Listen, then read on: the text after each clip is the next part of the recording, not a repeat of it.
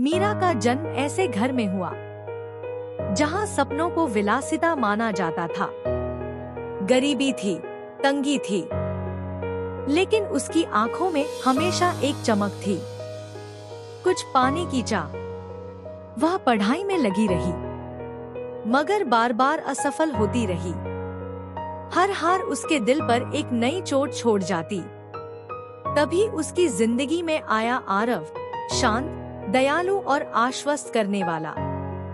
उसने मीरा को बचाया नहीं, बस यह एहसास दिलाया कि वह मायने रखती है। उसकी एनकरेजमेंट ने मीरा को फिर से उठना सिखाया। एक एक कर छोटे छोटे पड़ाव, नाजुक सी जीतें, और इन्हीं जीतों के बीच उसका सम्मान धीरे धीरे प्रेम में बदल गया। मौन, जिद्दी प्रेम। लेकिन एक दिन खबर आई, आरव ने शादी कर ली। यह सुनते ही मीरा का संसार टूट गया। अकेलेपन की रातों में उसने खुद से कहा, मैं तो पहले ही दिल से उसकी पत्नी हूँ। यही विश्वास उसकी ताकत बन गया। अब मीरा पहले से कहीं ज्यादा मेहनत करने लगी। दिन रात किताबों और सपनों के बीच वह निरंतर आगे बढ़ती रही। उसे ऐसा लगता जैसे आरव दूर से उसे देख रहा हो, उसकी हौसला अफजाई कर रहा हो। अब असफलताएं उसे मारती नहीं थी। उसके प्रयास दोगुने फिर तिगुने हो गए।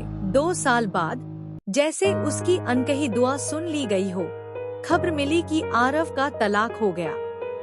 उसकी पत्नी ने उसे धोखा दिया था। एक छोटे से कैफे में उनकी मुलाकात हुई। आरव थका हुआ, टूटा हुआ सा लगा।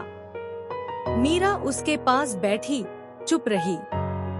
बस उसका हाथ थामकर धीरे से बोली, कभी तुमने मुझे खुद पर विश्वास करना सिखाया था, अब मुझे तुम्हें सहारा देने दो।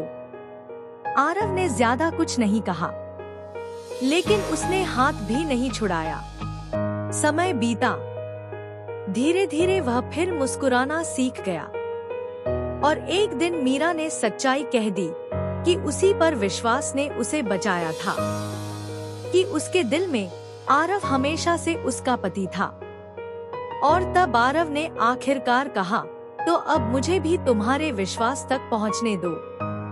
एक सुबह मीरा सरकारी दफ्तर से बाहर निकली।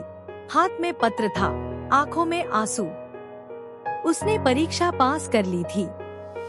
उसने अपना